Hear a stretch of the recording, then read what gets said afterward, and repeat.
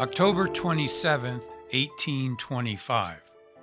The Seneca chief approaches the city of Rochester. Suddenly, a voice rings out. "Who comes there?" "Your brothers from the west, on the waters of the Great Lakes." By what means have they been diverted so far from their natural course? Through the channel of the Erie Canal. By whose authority and by whom was a work of such magnitude accomplished? By the authority and enterprise of the people of New York. Near the end of the Ice Age, the first humans appeared into what we now know as New York. They were called the Clovis people. They were believed to have trekked from either Northeast Asia or Central Europe over a pedestrian land route called the Bering Land Bridge. Over the ensuing thousands of years, the Clovis people were replaced by the Lamocas, a native word meaning mud lake. They lived near Juanita and Lamoka Lake in Schuyler County. They were believed to have been cave dwellers. The Lamocas were replaced by the Hopewell Indians, recognized as master builders of earth mound complexes. Some exist even to this day. Approximately 1,000 years ago, the Iroquois arrived, eventually comprising a confederation of 6 tribes. The most prominent members of this confederation were the Mohawks, known as Keepers of the Eastern Door, the Seneca, the Keepers of the Western Door, and the Onondagas, Keepers of the Central Council. Their leaders included Corn Planter, Handsome Lake, and the great orator, Chief Red Jacket. Red Jacket was the chief of the Wolf Clan.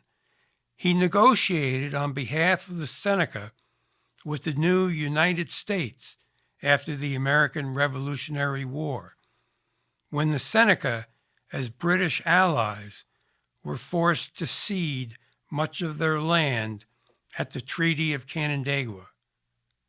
Red Jacket's speech, titled "Religion for the White Man and the Red," has been preserved as an example of his great speaking style.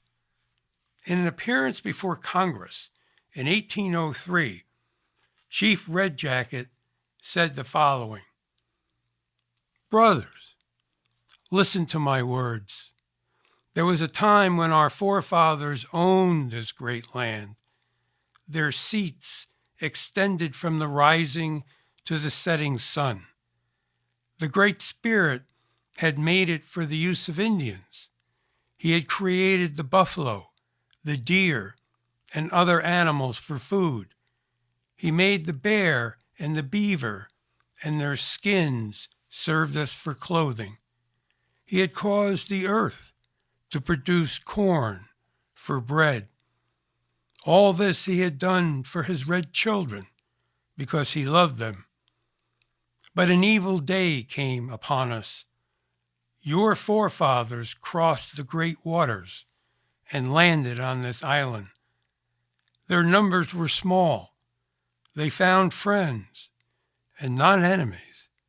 They told us they had fled from their own country for fear of wicked men and came here to enjoy their religion. They asked for a small seat. We took pity on them, granted their request, and they sat down amongst us. We gave them corn and meat. They gave us poison in return." The poison Red Jacket was referring to was whiskey.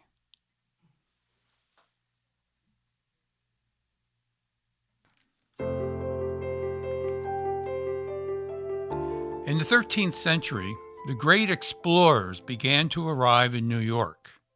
such as Giovanni Verrazzano, who discovered New York Bay, Jacques Cartier, who approached northern New York from the territory he assigned the name Canada, Henry Hudson, who traveled north up the river that would later bear his name, Samuel de Champlain, who explored the northeastern region of the area now called New York and discovered his namesake, Lake Champlain. In 1624, the first Dutch settlement was established. The Dutch called it New Netherland. Peter Minuet purchased Manhattan Island for $24 in beads and beaver pelts. In 1664, the British Army conquered New Netherland, which they renamed New York in honor of the Duke of York. In 1754, the French and Indian War began, which changed the course of history. The British and American colonists fought against the French and Canadians, and when the British raised taxes on the colonists to pay for the war, the colonists protested. The rest, as they say, is history. On July 2nd, 1776, colonial congressmen voted to declare independence from England. A young lawyer from Virginia drafted the Declaration of Independence. The United States of America was born. That same year, after serving as a colony of Great Britain for over a century, New York declared its independence and became one of the original 13 states. Born in Windsor, Connecticut, Oliver Phelps accumulated his fortune as a tavern keeper when he entered into what would become known as the Phelps-Gorham land purchase. Many considered him to be the largest landowner in the country. He later moved to Canandaigua, New York, where he opened a grist mill. Nathaniel Gorham came from Massachusetts. He eventually pursued a political career. In 1788, Nathaniel Gorham, along with Phelps, entered into the purchase of 6 million acres of Indian land in western New York. This piece of land stretched from the Pennsylvania border in the south to the southern border of Lake Ontario in the north, and from the Genesee River in western New York to Seneca Lake in the east. The transaction had a value of approximately $30,000, or about 1/2 of a penny per acre. Of the 6 million acres, Phelps and Gorham sold 2.6 million acres of land to settlers. Unfortunately, a great devaluation of property in general soon occurred, which put Gorham and Phelps in dire financial straits. Both died virtually penniless. Phelps died in debtor's prison and is buried at the Pioneer Cemetery in Canandaigua. His home was maintained and continues to stand on Main Street as the Oliver Phelps Country Inn. Gorham also suffered insolvency, which led to his fall from high society and political esteem. Around the time of the Revolutionary War in 1792, a syndicate of Dutch land investors started the Holland Land Company. They purchased the western 2/3 of the Phelps-Gorham lands, about 3 million acres, and a man by the name of Robert Morris brokered this transaction. Morris at that time was considered the richest man in America. He was also known to have personally financed the American Revolution. Before Phelps and Gorham defaulted on their purchase agreement in 1790, they gave a 100-acre tract of land known as the Mill Yard Tract, to Ebenezer Indian Allen, who built a grist mill and a sawmill in an area known as Upper Falls.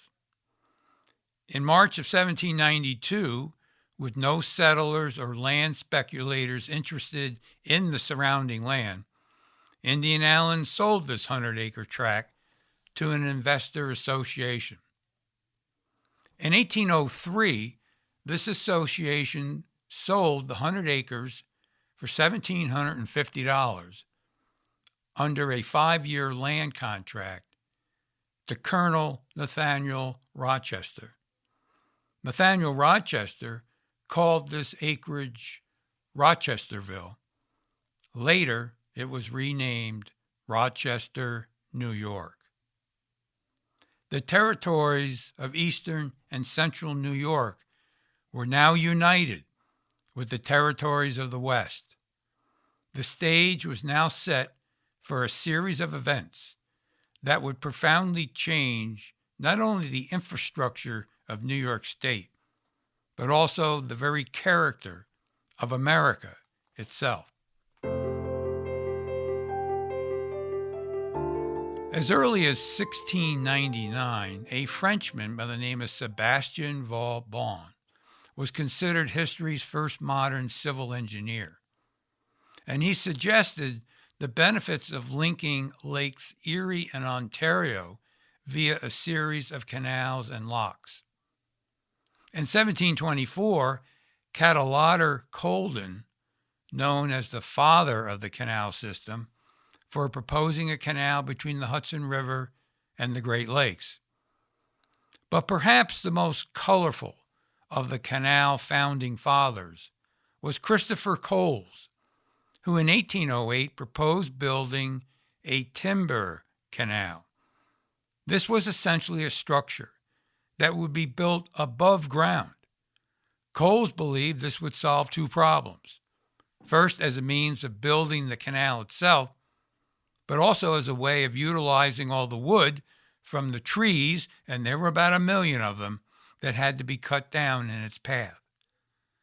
Coles was thought by his contemporaries to be ingenious, but sadly, far ahead of his time. Said Coles of his misfortune of being a visionary, "Had I been a hat maker, people would have been born without heads." Robert Fulton, engineer, inventor of the steamboat, and an artist, as early as 1796, wrote a report on the feasibility of a canal in New York and sent it to President George Washington. Fulton was the first to suggest that as a way to pay for the canal's construction, a toll could be levied to its users. It is thought that this became the impetus for the New York Thruway tolls 150 years later. It's also interesting to note that the administration of the Erie Canal today, until recently, was by the New York State Thruway Authority. But the true inspiration for the Erie Canal is believed to have been a Geneva grain merchant by the name of Jesse Hawley. Hawley was hauled away to debtor's prison in 1808, as his business partner had absconded with payments for fees that they both owed on the transportation of goods that they had incurred. During his 18 months of incarceration, Hawley, under the pen name of Hercules, wrote a series of essays which he outlined in remarkable detail the design of the canal, its various construction techniques, its eventual route, and even in estimating the total cost of the canal within 90% of accuracy.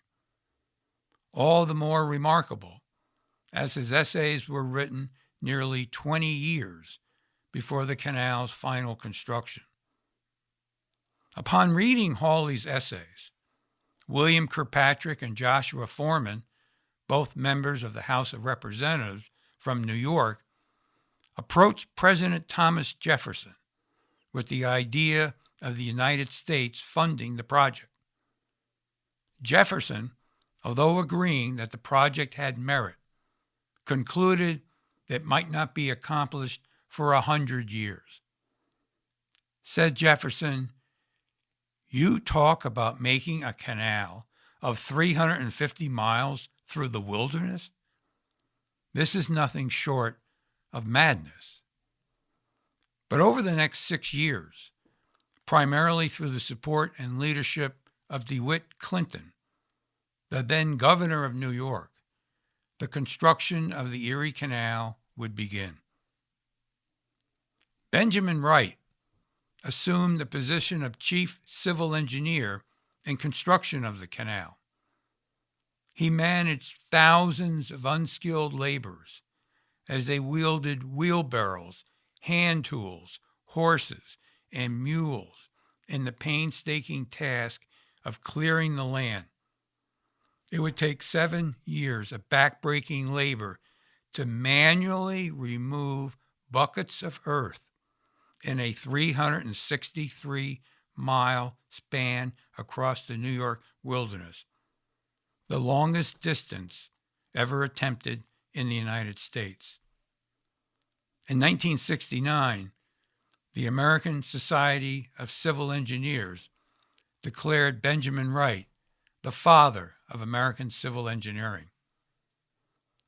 The actual construction for the canal began on July 4th, 1817, in Rome, New York.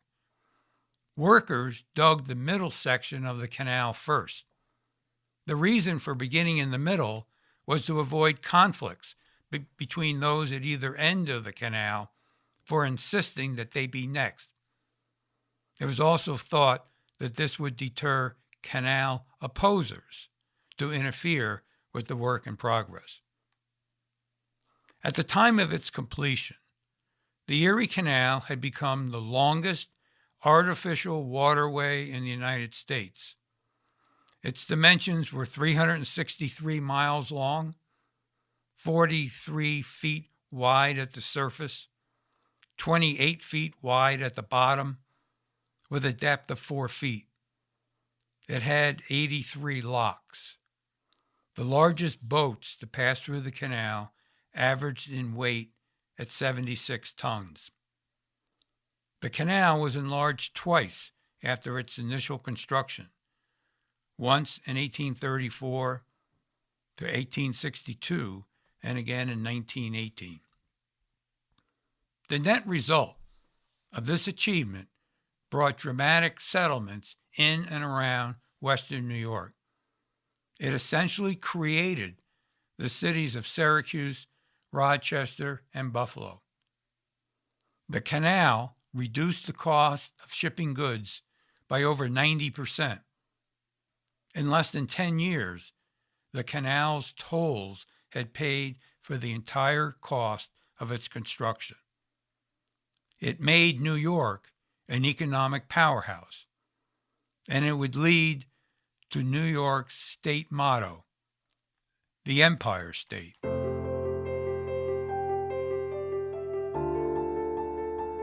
In the early 1820s, frontier still covered most of western New York, and the clergy certainly didn't venture out very far due to the difficulty of relying on horseback for travel. By 1830, 6 years after the completion of the Erie Canal, that all changed.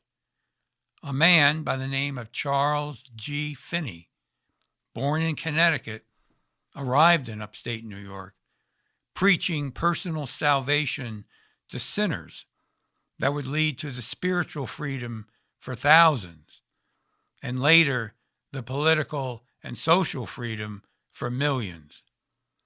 Finney would later call this area of New York the Burned Over District. Finney devoted his efforts to the conversion of sinners. Finney stressed that in achieving personal salvation, one had to eliminate the evils of mankind.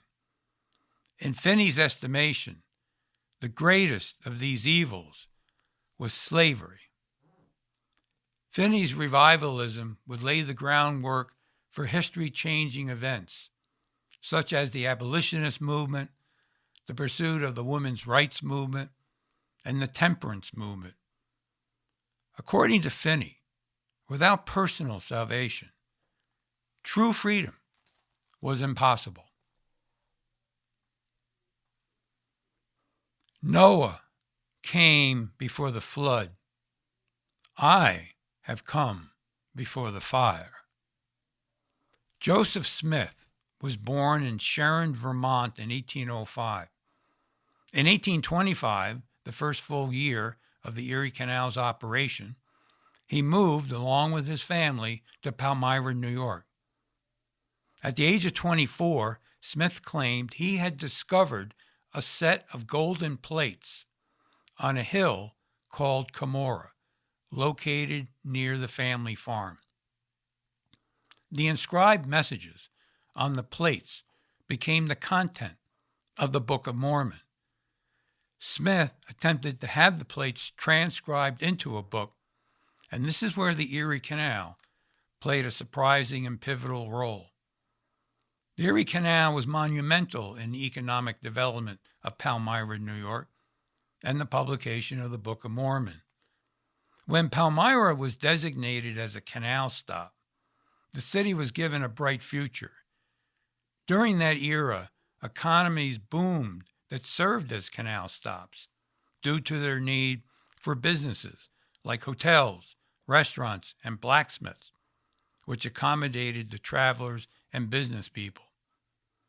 One such business was a bookstore and printing company operated by Egbert Grandin. The canal allowed Grandin to float his equipment and supplies into Palmyra for 90% less than traditional overhand methods. And Joseph Smith was able to use Grandin's printing press to print and publish the Book of Mormon at an acceptable cost. And it changed America. The Mormon religion, founded by Joseph Smith, would become the Church of Jesus Christ of Latter-day Saints. Today, it claims over 85,000 missionaries and over 15 million members. The Erie Canal was the greatest boon to travel between the Atlantic seaboard and the Great Lakes, facilitating unprecedented economic development and the proliferation of social communication. It became, in effect, to paraphrase Bill Gates nearly 200 years later, the information superhighway of its time. It was also a prominent means of transportation for American fugitive slaves escaping to the north and to Canada. Former slave, orator, and newspaper publisher Frederick Douglass, then living in Rochester, and abolitionist Gerrit Smith from Petersboro in Madison County, New York, would set the stage for the abolition of slavery. Douglass, whose moral authority on slavery was unquestioned, would say, "If there is no struggle, there is no progress. There are men who want crops without plowing up the ground. They want rain without the thunder and lightning." Harriet Tubman, abolitionist and also former slave, was known as a conductor of the Underground Railroad because of her use of the Erie Canal to ferry runaway slaves to Canada. Said Tubman, "I was the conductor of the Underground Railroad for 8 years, and I can say what most conductors can't say. I never ran my train off the track, and I never lost a passenger." Following the success of the abolitionist movement, many of its earliest supporters, who were white women, the women's rights movement began. Movement leaders such as Elizabeth Cady Stanton, summed up the movement's philosophy when she exclaimed, "We hold these truths to be self-evident, that all men and women are created equal." And Susan B. Anthony, who said, "Men, their rights and nothing more. Women, their rights and nothing less." But it would be another former slave, whose slave name was Lizzie Bomfrey, but then who changed her name to Sojourner Truth, who would bridge the divide between the anti-slavery and women's rights movements. In 1851, she delivered a speech in Dayton, Ohio, before a group of suffragettes. Concerned that a black woman, an abolitionist, was about to speak at a convention they felt should be reserved solely for discussing women's issues, the crowd began to audibly voice its disapproval. Hearing the mutterings of the audience as she made her way to the podium, Sojourner Truth would deliver not only one of the most memorable speeches of the women's movement, perhaps of all of American history. Sojourner Truth spoke. "Ain't I a woman? Look at me. Look at my arms. I have plowed and planted and gathered into barns, and no man could head me. And ain't I a woman? I could work as much and eat as much as a man when I could get it, and bear the lash as well. And ain't I a woman? I have borne 13 children and seen most all sold off to slavery. And when I cried out with my mother's grief, none but Jesus heard me. Ain't I a woman?" The women's suffrage movement learned during their abolitionist work how to create support networks, how to organize, how to make social and political statements. The Seneca Falls Convention of 1848, strategically located with access to the Erie Canal, would begin this fight for basic human rights and lead to women's right to vote. So what did Frederick Douglass, Susan B. Anthony, Charles Finney, Sojourner Truth, and Harriet Tubman have in common? New York was their home, and the Erie Canal their means of transportation. And they changed America. Were Christopher Coles, Robert Fulton, Jesse Hawley psychics? Indeed, these people did possess great mental and spiritual acuity. They conceived of ideas just as astounding as any paranormal communication with anyone or anything not readily of this world.